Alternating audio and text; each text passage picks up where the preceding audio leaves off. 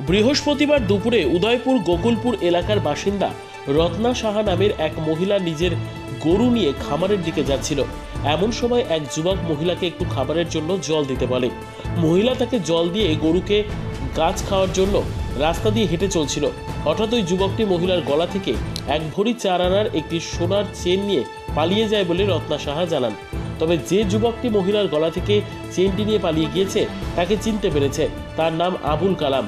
পরবর্তী সময় রাধাকিশোরপুর থানায় এসে মামলা দায়ের করেন পুলিশ।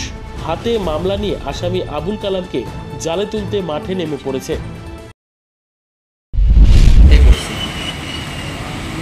আমার গলা থেকে প্রথম আমার কাছে কয় মাসি আমার প্রথম জল চাইছি। তো আমি কিছু বাবা আমি জল আনছি না, তো আমি গরু নিয়ে আসি যাইতেছি জল আনছি কয় মাসি আমার দুপুরা এন রাত্রি পূজাটা দুপুরা আমার উঠাই দেন। তো আমি তো নিজে একদিন ঠিকছে এটা করলাম, তার আমি রাত্রি পূজাটা উঠাই দিতাম।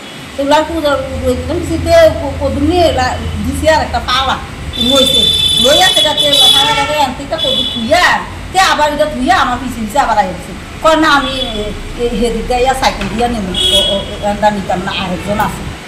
তে আমার পিছিয়ে পিছিয়ে দেয়, আমি তো আয়া ভুতাছি, আমার তো আর নিতাম নাই। তে পিছন দিয়ে আমার গলার চেনটা টান দিয়ে হইতে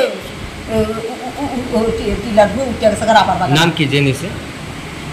আবুল কালাম। আচ্ছা, স্বর্ণটা যে নিছে, সোনার চেনটা, এটা ওজন কত রইব? 1 ভরি 4 আনা।